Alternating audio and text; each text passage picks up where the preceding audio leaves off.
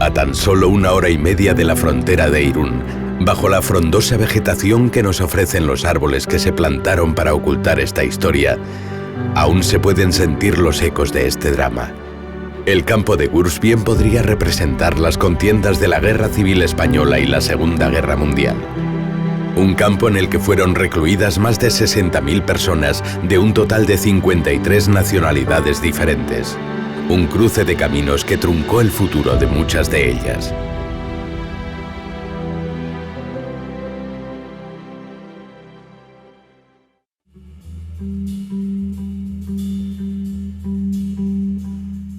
Je n'ai pas peur de la route, faudrait voir, faut qu'on y goûte des méandres au creux des reins, et tout ira bien. Le vent l'emportera. Ton message à la grande ours, la trajectoire de la course, l'instantané de velours, même s'il ne sert à rien. Le vent l'emportera. Tout disparaîtra.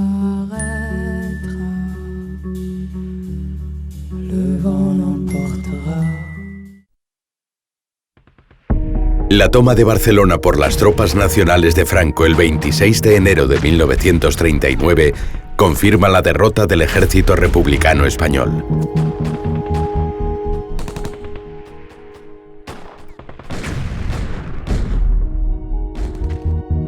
En 2 semanas, 500.000 de hombres, mujeres y niños huyen cruzando la frontera de los Pirineos, apilándose sobre las playas del Rosellón, Argelès, Saint-Cyprien y Barcarès, que pasarán a la historia por ser el primer muro de contención para estos mal afortunados republicanos españoles. Hay que recordar que en menos de 3 semanas pasaron 500.000 republicanos españoles. La nieve, el frío, la tramontana, subir la montaña, bajarla hasta las playas de Argelès. Nos dividieron, mujeres y niños, en unos trenes por Bourg-Madame, otro puerto fronterizo, y nos mandaron allá más arriba de Burdeos. Y mi padre con los otros del ejército, pues Argelès-sur-Mer, Saint-Cyprien, Le Barcarès. Miles y miles de personas no han vuelto a encontrar a su familia, a su mujer, a sus niños, o 10, 15, 20 años después. Es que la guerra mundial nos cayó encima y todo eso fue un trastorno tremendo. El 23 de febrero del mismo año, el Ministerio del Interior de la Tercera República Francesa, desprevenido por este éxodo masivo y por razones humanitarias, decide construir una decena de centros de acogida en el sur de Francia. El gobierno del Lehendakari Aguirre en el exilio hace todo lo que está en su mano para que los gudaris y refugiados vascos estén lo más cerca posible de casa. Con este motivo, y a pesar de la oposición de la derecha más extremista del gobierno francés, encabezada por el diputado de Mauléon, Jean Ybarné-Garay, futuro ministro del gobierno de Petén, se conseguirá construir junto a la frontera del País Vasco, en la región del Béarn, uno de los campos de refugiados más grandes, Le Camp de Gurs.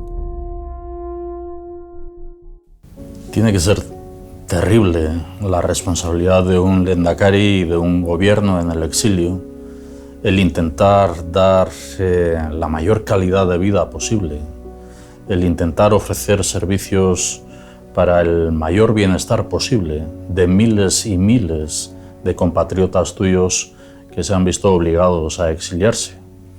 Tiene que ser terrible esa responsabilidad hasta el punto de idear la creación de un campo de concentración, ¿no? De un campo de concentración donde Miles de personas refugiadas han pasado de una guerra por la democracia a ser tratados en otro país por una supuesta democracia casi como si fueran prisioneros, ¿no?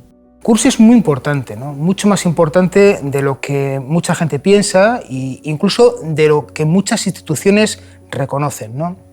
El fascismo, y en concreto el franquismo, como una manifestación, o sea, del fascismo, intentó una cosa determinante que han intentado todos los fascismos, ¿no? Que es eliminar el símbolo, eliminar la historia, eliminar la memoria, ¿no? Y Kursk lo rescata, y este proyecto rescata la memoria y el símbolo, ¿no? El símbolo transmite cultura, el símbolo transmite historia, el símbolo transmite sentimiento y el símbolo, en definitiva, transmite comportamiento social y reconocimiento y progreso.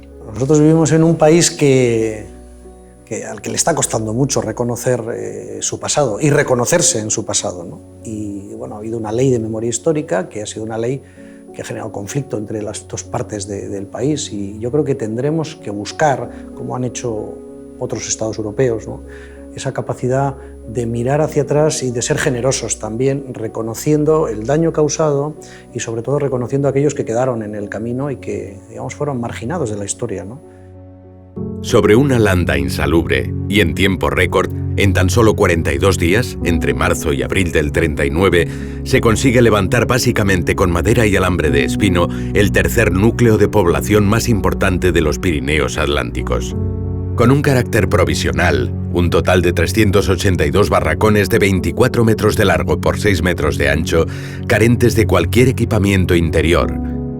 Ni camas, ni armarios o cualquier cosa que pudiera hacer confortable el alojamiento, se convertirían en una penosa estancia definitiva a lo largo de sus 6 años de vida.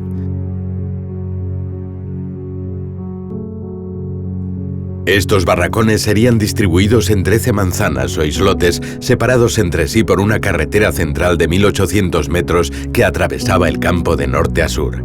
Los vascos serán distribuidos en los islotes A, B, C y D, los brigadistas internacionales en el C, H, I y J, los aviadores en el K, L y M y el resto de los republicanos en el E y F. En su máxima ocupación llegará a albergar aproximadamente unas 20.000 personas, hacinándose a duras penas hasta 60 reclusos por barracón. Cada islote contaba con instalaciones comunes como cocina, letrinas, lavabos.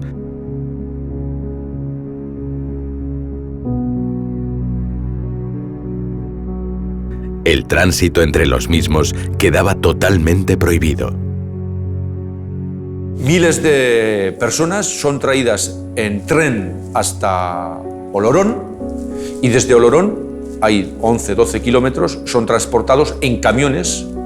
15 de estos camiones eran camiones que habían pasado los republicanos españoles y que los van a reutilizar las autoridades francesas para el transporte de estos refugiados, y enseguida el campo está lleno. Aunque sea una especie de ironía de la historia, es verdad. Franco decía la verdad cuando decía la guerra ha terminado y el ejército rojo estaba cautivo.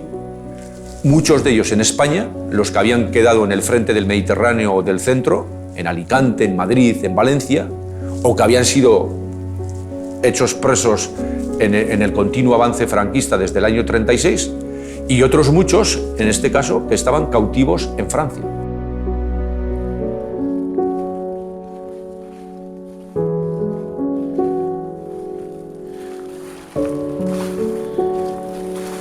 Fuimos a Girón, al lado de Po, y en Po tengo que deciros que allí, como ganado, nos hicieron pasar por las calles de Po, la gente en los balcones, en la acera, mirando como si éramos bestias pasando, y ahí nos metieron a la estación, lleguemos a Olorón, y de Olorón con un camión al campo de Kursk.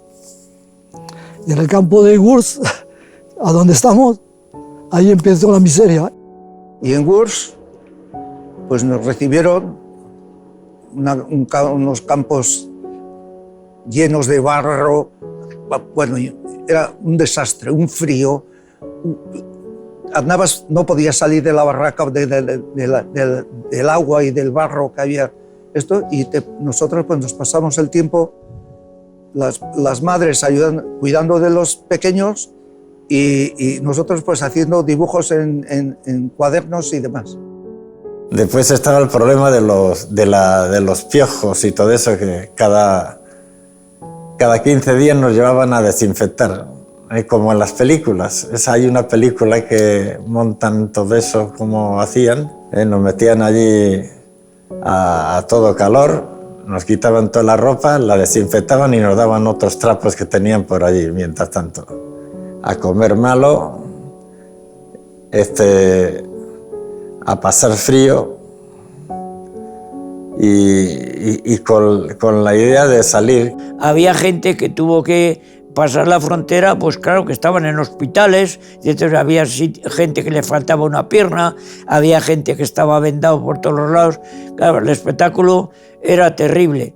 Duro era el estar encerrado, tener alambradas por todas las partes, y recuerdo que los que ya mandaron allí para que nos vigilasen eran nigerianos. Bueno, eran unos tíos muy altos con unas carabinas del año Chupín, y estos, en el momento que te arrimabas a las alambradas, que tenían también una puerta, te decían «alé, alé, reculé». Esa frase no se me olvidará nunca. En el extremo sur de la vía central y en parte del perímetro exterior serán construidas de una manera más sólida las instalaciones para la administración y vigilancia. El mantenimiento del campo será encargado al Departamento de Puentes y Caminos. El jefe representante del Ministerio del Interior controlaba las entradas y salidas, liberaciones, abastecimiento e investigaciones.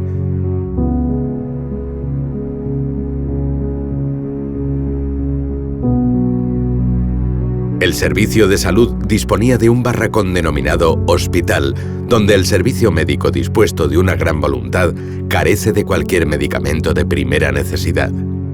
El gobierno vasco hace lo que puede participando en el envío de mantas, medicinas o algunos enseres, pero queda excluido de toda colaboración en la manutención y decisión de la suerte de los internos, siendo esto materia exclusiva de las autoridades galas. Son personas que han pasado a la Francia libre, a la Francia republicana, a la Francia del Frente Popular, ellos mayoritariamente de izquierdas o de centro, como voy a ser la gente del PNV, nacionalistas vascos, pero que habían apostado por la República y que se encuentran en esta situación de estar recluidos en estos campos que la autoridad francesa o la administración francesa denominó en el campo de Gurs como campo de acogida, ¿vale? Y ellos pueden salir allí siempre que quieran volver a España. La situación de la figura esta de la repatriación. Pero no todo el mundo tiene visado, no todo el mundo tiene capacidad económica para pagarse un pasaje. Y no todo el mundo puede volver a España porque sabe que si vuelve a España va a quedar en manos de la dictadura franquista. Y no tienen trabajo igual en Francia. ¿Dónde están? No pueden salir sino y tienen que estar allí. Pese a la reclusión y las circunstancias adversas, la actividad cultural e intelectual emergerá con fuerza en el campo de Gurs. El empeño realizado por los nacionalistas vascos, republicanos españoles y brigadistas da como resultado la organización de cursos, conferencias, conciertos, debates políticos e intelectuales, obras de teatro e incluso una universidad popular. Se realizan dibujos, pinturas, retratos, caricaturas, ilustraciones, maquetas hechas con todo tipo de material de desecho, esculturas que evocan la España agonizante o el bombardeo de Guernica.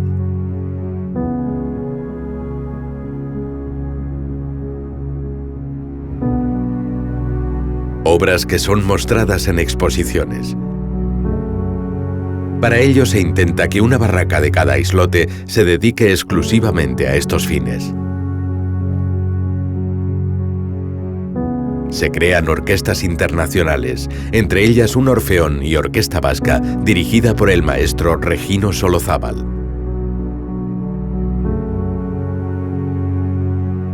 En este periodo el arte es elevado al grado de denuncia. Por un lado se busca normalizar la situación de cautividad. Por otro, mantener la eclosión y efervescencia cultural característica de la República, en un intento de mostrar que sigue viva y de paso hacer ver que no son las personas non gratas que se ha hecho creer a la sociedad francesa. En esa época el campo de Gurs se convertiría en el centro cultural más importante del departamento 64. Había una banda de música de checoslovacos, maestros que querían dar clases a los niños, gente con mucha de esto, pero cerrados detrás de unas alambradas y demás.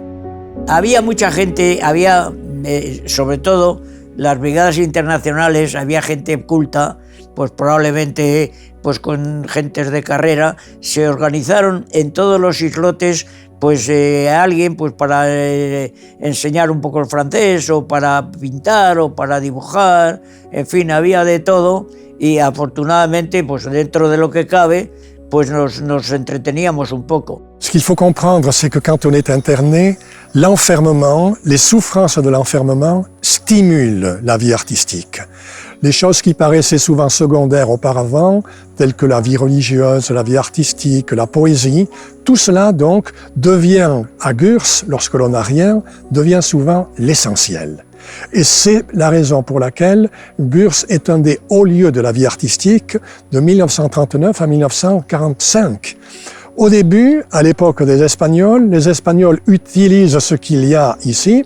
Ici, il n'y a rien, sauf de l'argile, puisque ce camp, c'est un immense bourbier. Ils utilisent l'argile, ils la nettoient, ils la purifient, ils mettent des structures de branchage, de barbelés, et ils font donc de grandes sculptures. Et c'est ainsi que dans ce camp, on a compté une trentaine de sculptures qui évoquaient, qui rappelaient ce qu'était leur histoire, leur engagement. Mais surtout, les sculptures les plus importantes, en règle générale, elles représentent la République. Donc il s'agit de montrer qu'on est interné ici parce qu'on a combattu pour la République et qu'on veut garder ses convictions républicaines. El arte, precisamente, lo que tiene de interesante es que no reivindica la libertad, ya tiene la libertad. La obra se convierte en un icono de lectura que otras personas en este tiempo pueden observar y analizar y de este modo entender mucho mejor cuál es el momento en que fueron creadas. La famosa frase de Picasso, el arte no está hecho para decorar las paredes, sino que es un instrumento de guerra defensivo y ofensivo frente al enemigo, alcanzará aquí en Gurs su máxima expresión. Es más importante hoy, ante la sociedad internacional, el Guernica de Picasso que el acontecimiento que ocurrió en Guernica.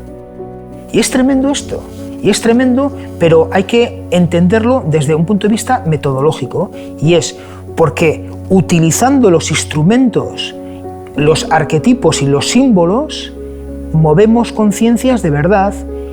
Sin embargo, la propia historia de lo acontecido en Guernica corre un peligro que es caer en el olvido. El proyecto Askatasuna Artes surge tras una visita al campo de Gurs. Es en ese preciso momento cuando decidimos aportar un granito de arena en honor a todas las personas que aquí fueron recluidas y silenciadas. Convocamos un certamen artístico internacional en el cual participaron artistas de todo el mundo. Con las obras seleccionadas realizamos una exposición itinerante por Europa, con el fin de mostrar la historia del campo a través de estas. Obras de pintura, escultura, dibujo y fotografía actual compartirían espacio con obras realizadas por algunos de los artistas del campo. Los momentos más emotivos que vivimos quizás fueran en Irún, donde aparecieron 3 de los supervivientes, y aquí, en la barraca. La idea de crear un certamen que haga referencia a lo que se vivió en Gurs y unificar el mundo del arte con ese recuerdo está sirviendo para que los artistas no olviden y de paso sean un foco, un lugar de encuentro, una especie de imán donde el arte que realizaron esas personas en su vida encarcelada sea ahora desde la libertad recreada. Al paso de la exposición por Irún, tuvimos la oportunidad de compartir los recuerdos de 3 personas que fueron recluidas en el campo de Gurs: José Juliano Lamusu, Ramón Ruiz y Ricardo Arruti, que con su presencia dieron vida a la historia.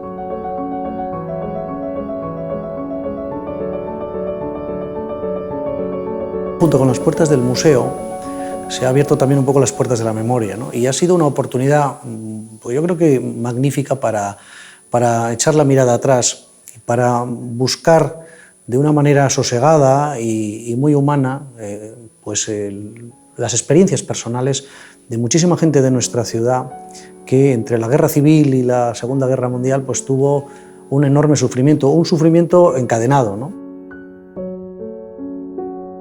Al principio, las condiciones de este campo no se pueden decir que eran malas.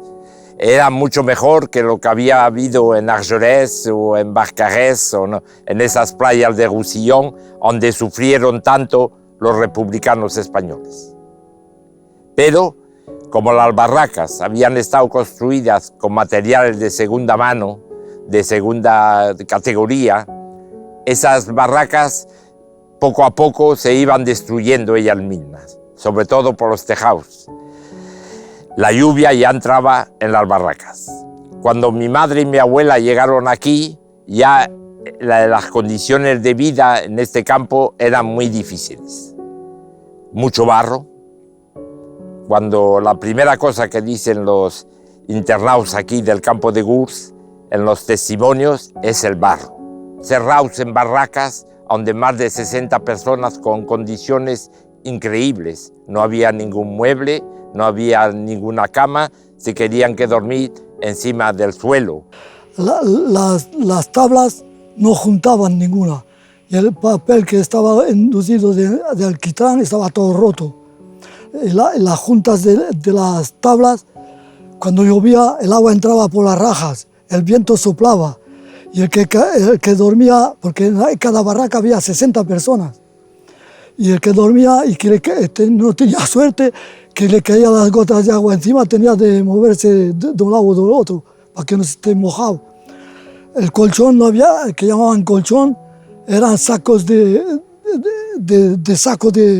saco, y como había pasado mucha gente antes, era todo destrozado, no había paja, no había casi nada. Dormía encima las tablas en el suelo. Y luego la noche había cada conejo, que parecían conejos, eran ratas. Y había gente a veces que se levantaban que les habían mordido en una oreja, la nariz. En cuanto salíamos del barracón, nos hundíamos en el suelo esponjoso hasta los tobillos y a veces más profundamente todavía. A menudo he llegado a ayudar a un pobre hombre extrayéndolo de esa cloaca de la que había sido incapaz de salir por sus propios medios. Eugène Netter, Recuerdos de Gurs. Cuando uno se va del campo de Gurs, se tiene, a pesar de la gentileza de la administración, el corazón oprimido o helado, y se podría pensar que sería bueno corregir un antiguo error teológico. En el infierno no solo hay fuego, hay sobre todo barro. Cita del campo de Gurs.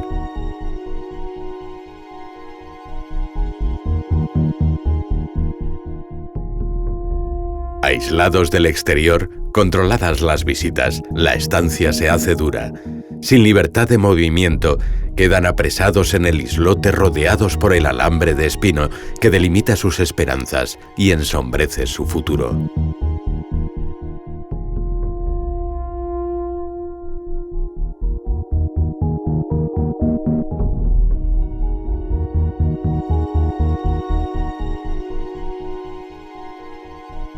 Ante la cámara posan con sus mejores vestimentas, muchas veces pasadas de unos a otros, intentando mostrar lo mejor de cada uno de ellos, a pesar de la dureza del encierro.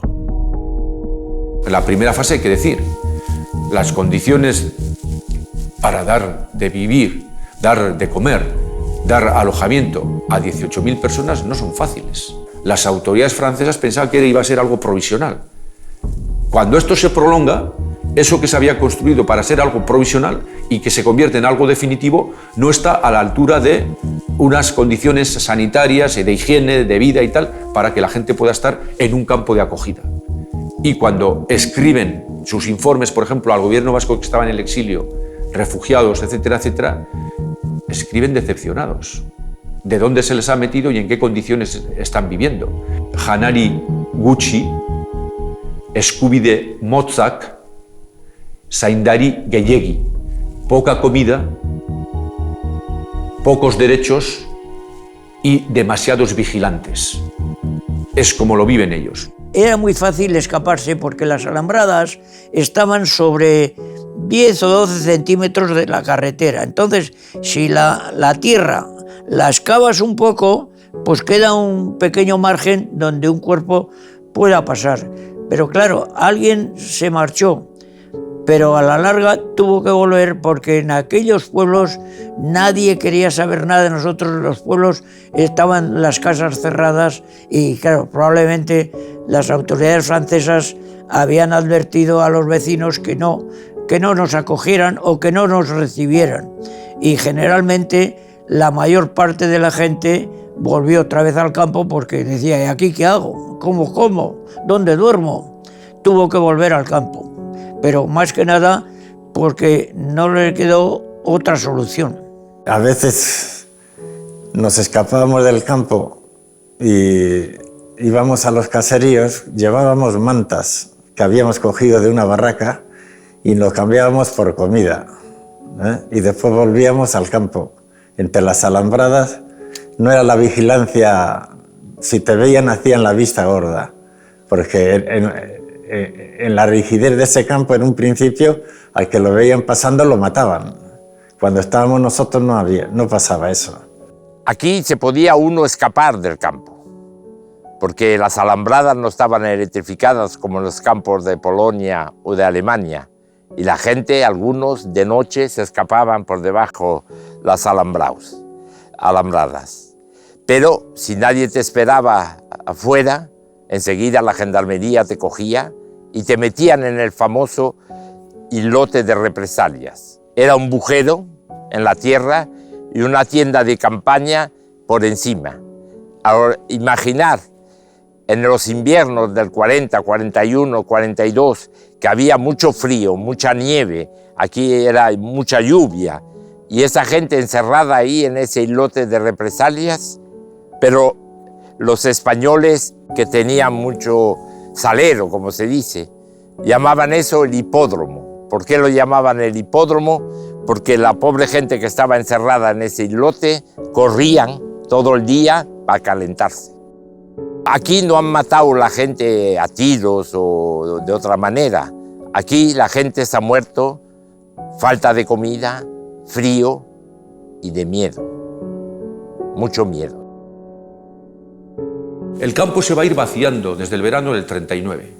El campo se va a ir vaciando por esto, porque hay gente que sí vuelve hacia España, hay gente que marcha a un segundo exilio, o hay gente que, sobre todo a partir del otoño del 39, cuando empiece la Segunda Guerra Mundial y haya una movilización masiva de los jóvenes franceses, va a haber muchos huecos en fábricas que pueden estos ocupar trabajando en fábricas o en agricultura y demás.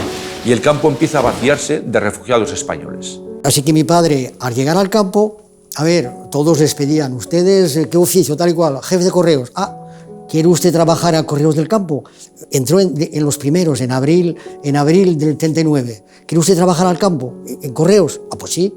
Así que eran 3 republicanos, Mauriz, Alonso, Vallés. Me acuerdo perfectamente. La gente, si tenía un oficio, alguna manera de trabajar, algo, podía salir siempre y cuando hubiese un respaldo por parte de alguien en el que corroborase pues, que tenía un oficio determinado, una manera de ganarse la vida para poder entrar en el ritmo normal de la sociedad. Entonces mi padre se encargaba de hacer de peluqueros fontaneros, de fontaneros electricistas y de electricistas arquitectos para que todo el mundo pudiese salir. Esto tiene cierta gracia porque mi padre luego, posteriormente, en Fuenterrabía era muy conocido porque tenía un bar, tenía el Bar Clean. Entraba gente en el bar, se le quedaba mirando fijamente y le decían: tú eres Gárate y tú me sacaste de allí. También hay que mostrar un reconocimiento a todas las personas que acogieron a nuestros abuelos, a nuestras abuelas, a todos los ciudadanos y ciudadanas vascas en Francia, en Inglaterra, en Bélgica, en Rusia, en América, haciendo que esos lugares, frente a lo que era el deseo de los exiliados de volver a Euskadi, sin embargo también fuera un lugar de oportunidad, desde la dureza, desde el desgarro, desde el desarraigo, pero también ofreciendo como un lugar de oportunidad. Y en ese sentido creo que también hay que agradecer a tantas y tantas personas que supieron acoger a los refugiados vascos.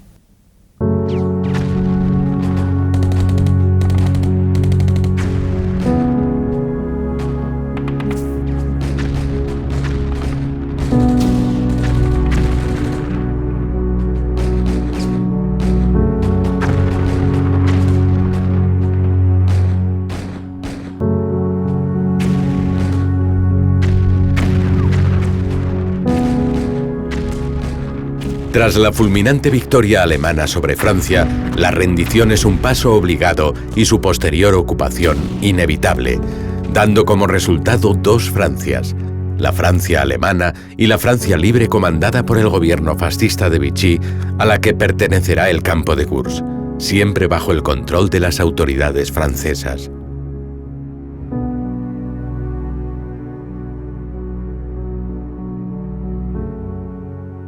En este momento las condiciones del campo empeorarán drásticamente. El número de internos aumentará, así como la condición de los mismos. Los republicanos exiliados de la Guerra Civil Española, que se encontraban en libertad en suelo francés, en su mayoría mujeres y niños, serán también internados. Correrán la misma suerte los comunistas, pacifistas, anarquistas, librepensadores y, en definitiva, todas aquellas personas consideradas peligrosas para el régimen. Pero sobre todo serán especialmente perseguidos los judíos, tanto los que ya habitaban en Francia como los que habían llegado buscando refugio a suelo francés desde los países ya ocupados por los nazis. A todos estos colectivos se les catalogará de indeseables.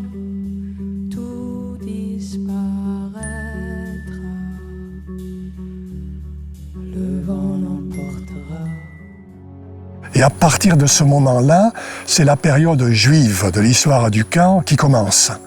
L'Allemagne de Vichy mène un antisémitisme d'État, officiel.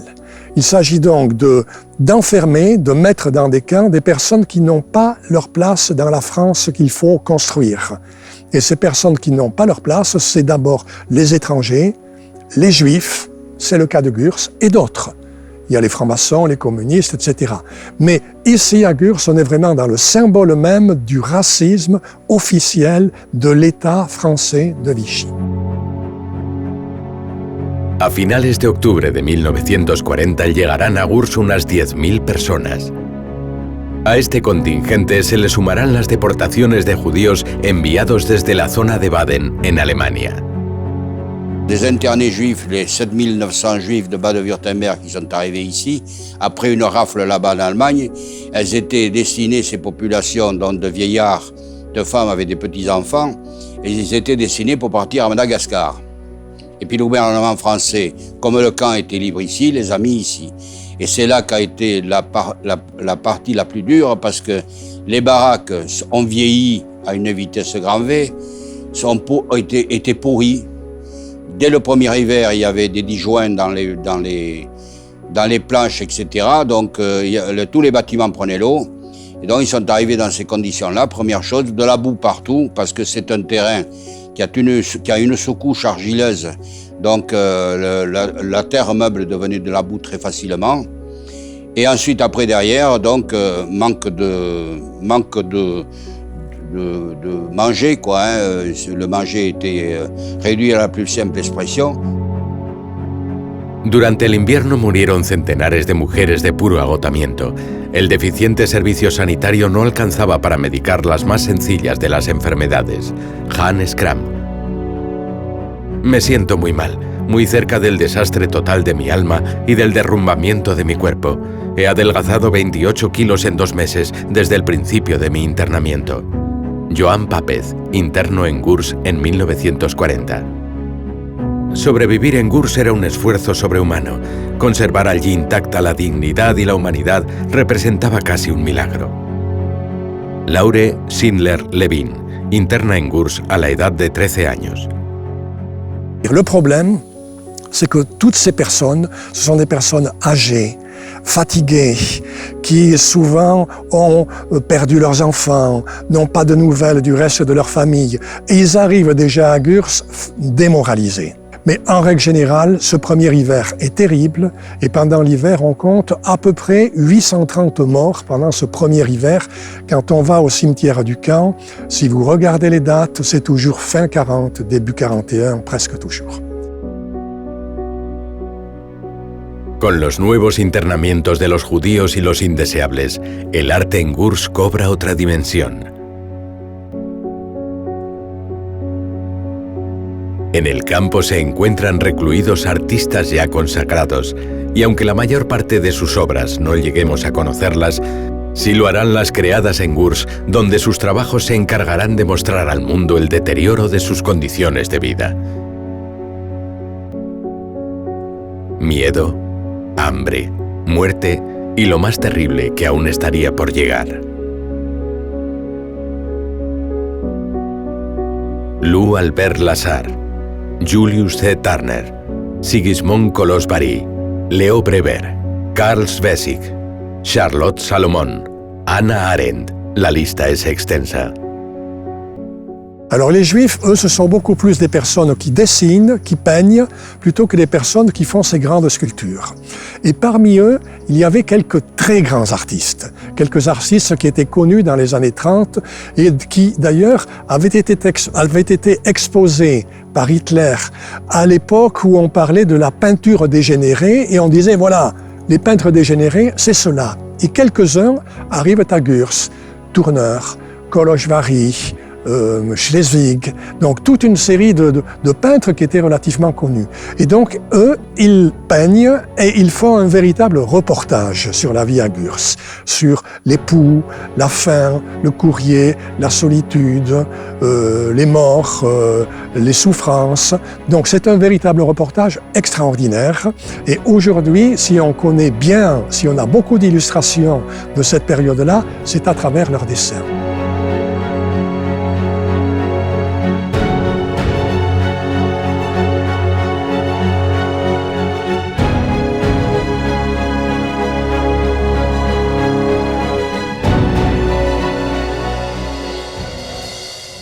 Les voy a contar una cosa, había un matrimonio judío, tenían seguramente más de 70 años, y se veía que eran de personas de bastante dinero seguramente, porque estaban bien vestidos y se veían que era gente de dinero. Y era el señor y la señora. Y ¿cómo se llama? La señora se puso en un rincón de la barraca al lado de la puerta donde se entraba y ahí se metió ahí, no sé cómo se dice en castellano, tumbada en un rincón ahí y no quiso ni agua, ni comer nada, ni nada.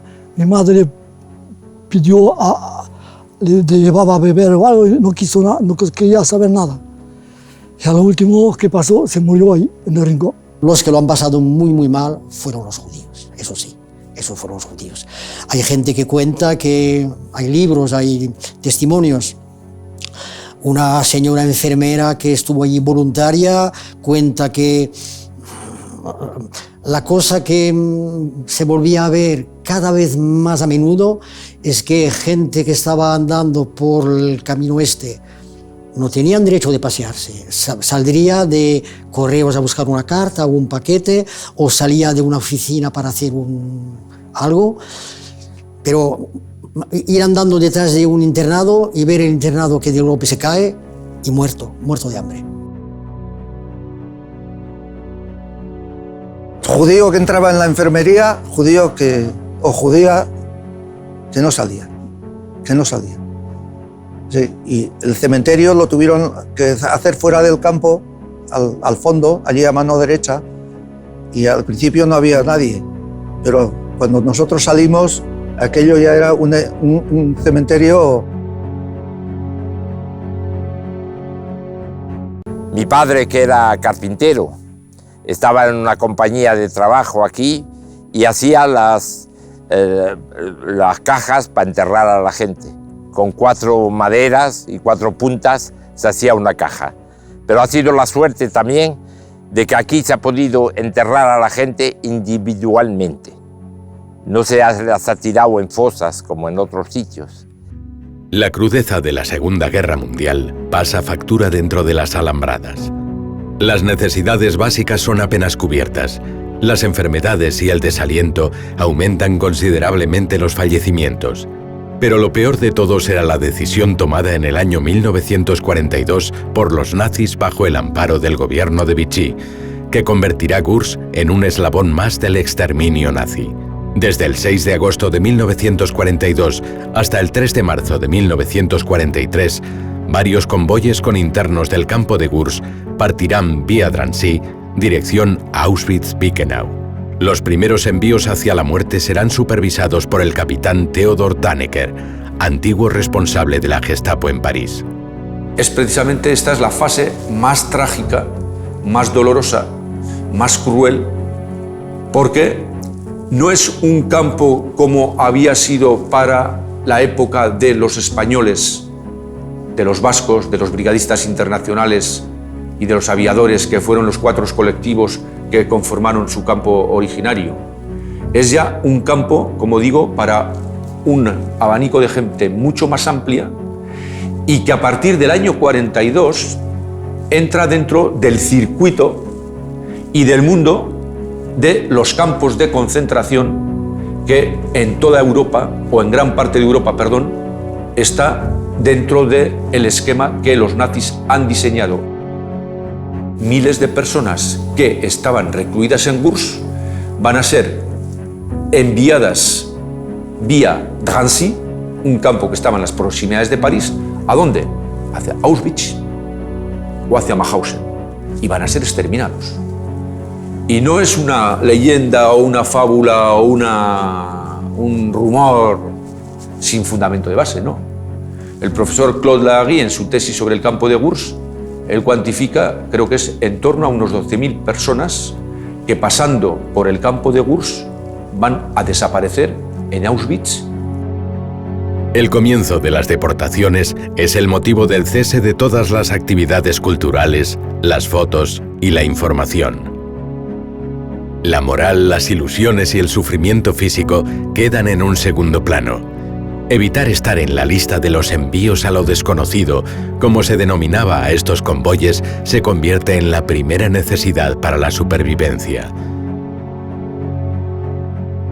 Las desgarradoras obras de Julius C. Turner, Lou Kurt y Karl Bodek no dan lugar a palabras. Pendant l'été 1942, il est décidé, à la suite d'accords entre Bousquet et Auberg, c'est-à-dire les ministres de Laval, les tout proches de Pétain, les ministres de Laval. Il est décidé donc de récupérer à peu près 100 000 juifs étrangers en France pour les renvoyer dans des camps où ils doivent être exterminés. C'est ce que l'on appelle la solution finale de la question juive, et donc il s'agit là de liquider les Gurs, d'en terminer avec eux. Entre le moment où ils partent de Gurs et le moment où ils sont tués à Auschwitz, il y a 15 jours à peu près, donc immédiatement. Yo recuerdo cuando entrevistaba a una persona empleada en Gurs como administrativa civil dentro del esquema de la organización esta francesa, más que organización, entidad Pont et Chaussée. Ella estaba encargada del tema del transporte y decía que ella y ellos no sabían a dónde iban estas personas que salían del campo de Gurs y que se ponía en los libros de registro de salidas, etc., convoi a destinación inconnue, convoy a destino con destino desconocido. Ese destino lo conocemos ahora, ¿cuál era?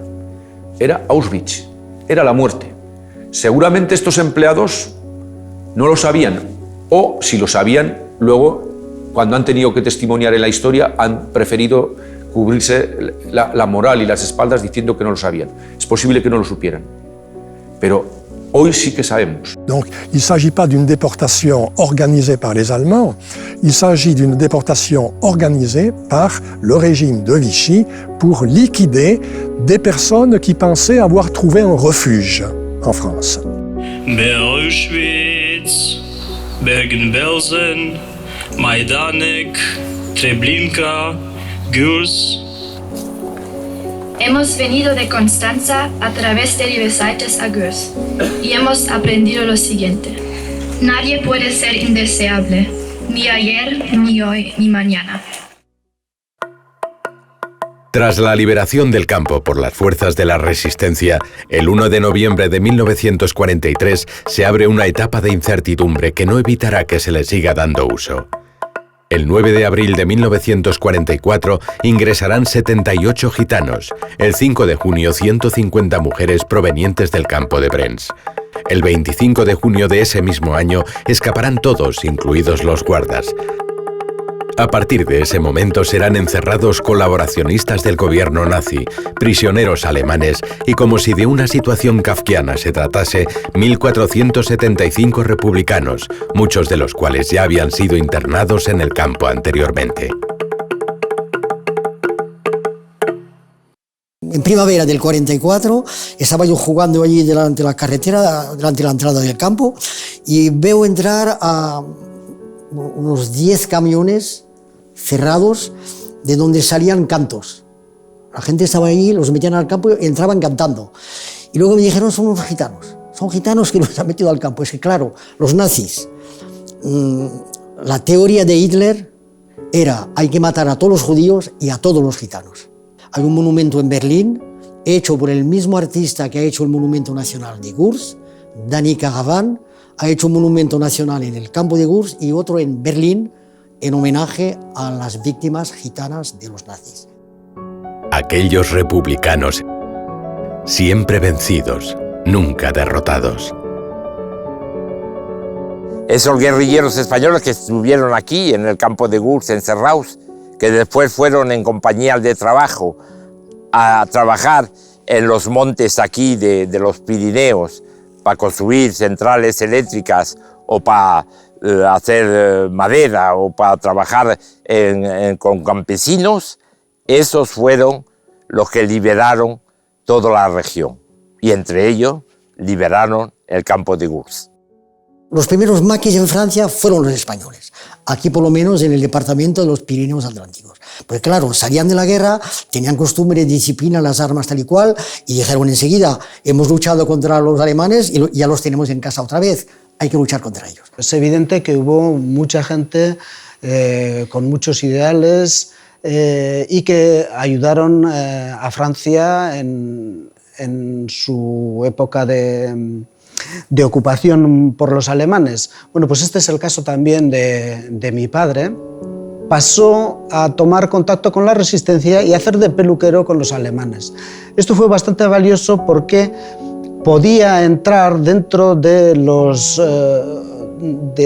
la zona que estaba asignada a la muralla del Atlántico, donde estaban emplazados los búnkers, donde estaban emplazados los cañones y todo esto, y él podía sobre el terreno pasar una información que en aquel momento para la resistencia era bastante valiosa.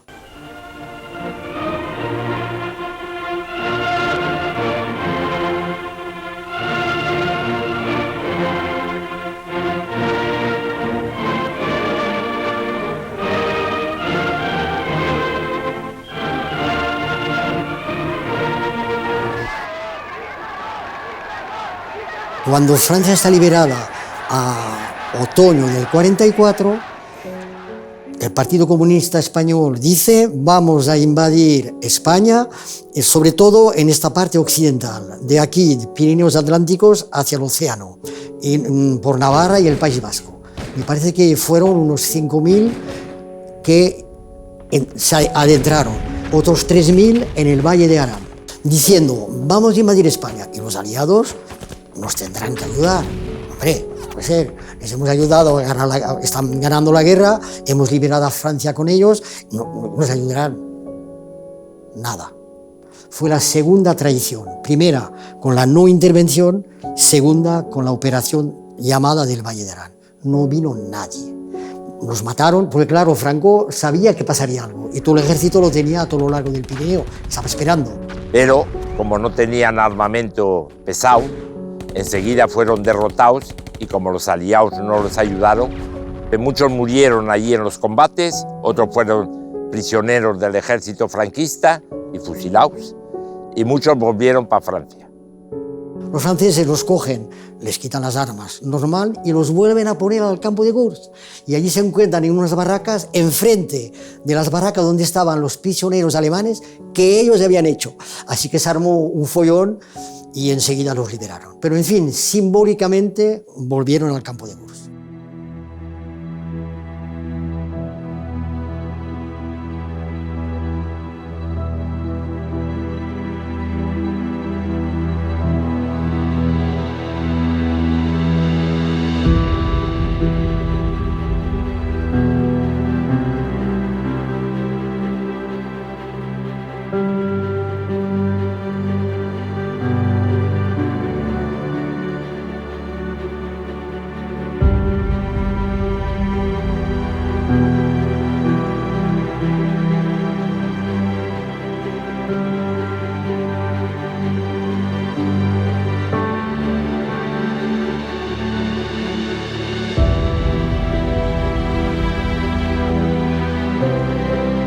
En 1979, en el 40 aniversario de la creación del campo, la reunión de antiguos deportados, internos y gentes del lugar promueve la recuperación de la memoria.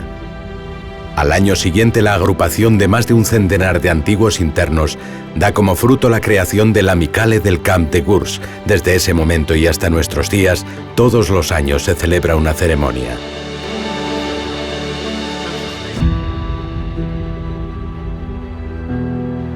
Aún siendo un niño, Paul Niedermann será internado junto a 13 miembros de su familia en el campo de Gurs. Allí la desgracia los separará para siempre. Excepto él y su hermano Arnold, todos perecerán en los campos de exterminio nazi.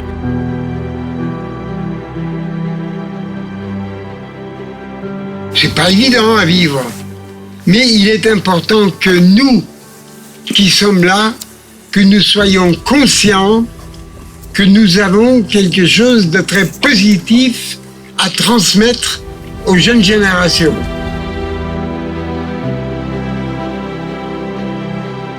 Una de sus frases más famosas nos dice: «Mientras siga vivo podré llorar contra la injusticia y el olvido, pero cuando me haya ido, os corresponderá a vosotros».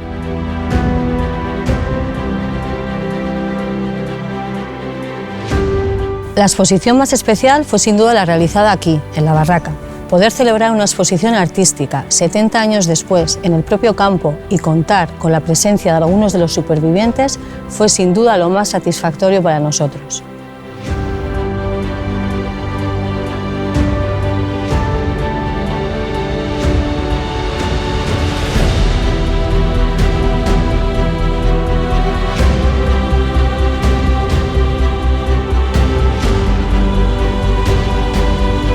Este proyecto artístico culmina con una exposición en una barraca del propio campo de Gurs 70 años después de su cierre. Supervivientes, familiares y personas sensibles a este drama se reúnen en torno al arte para rendir homenaje a este pasaje de la historia.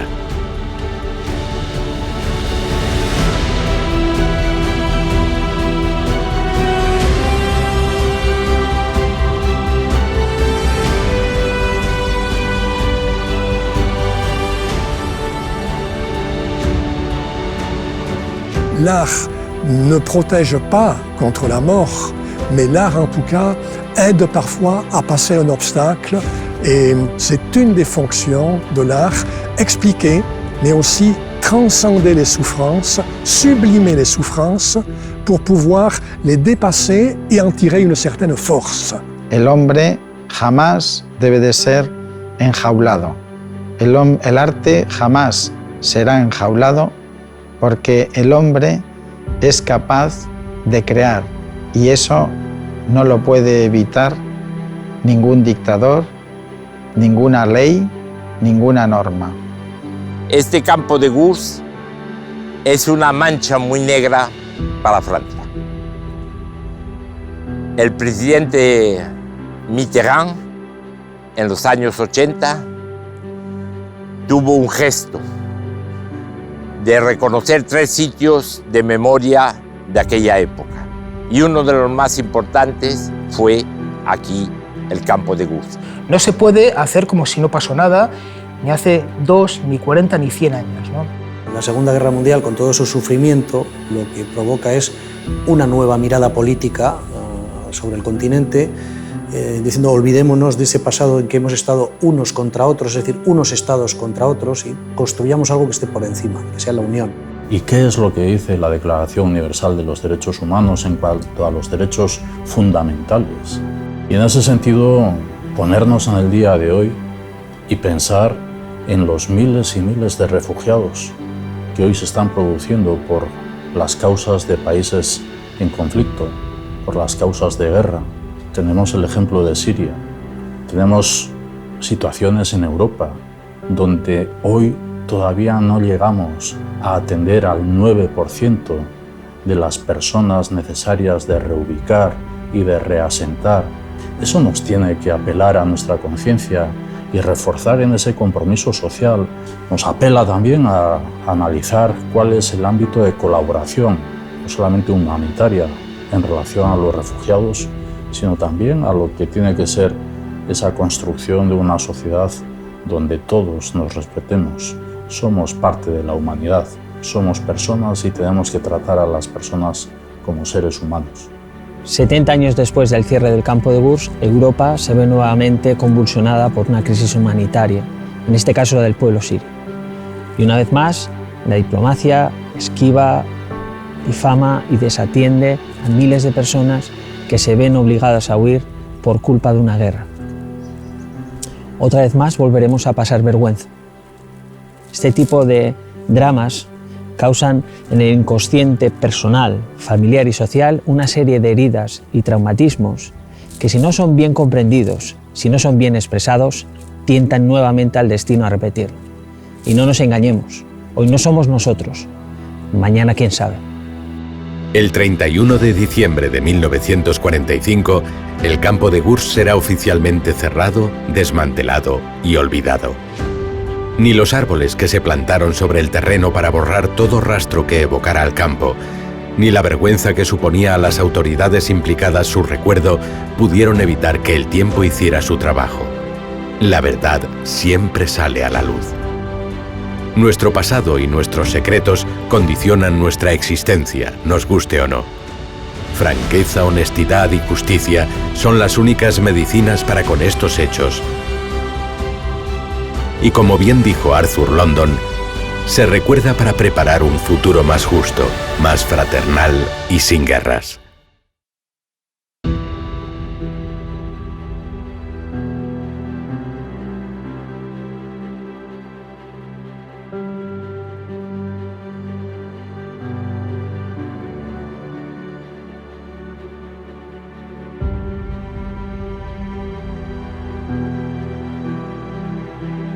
Aquellas personas y sus familias, víctimas del exilio, deben saber que este país recuerda y reconoce su sufrimiento injusto.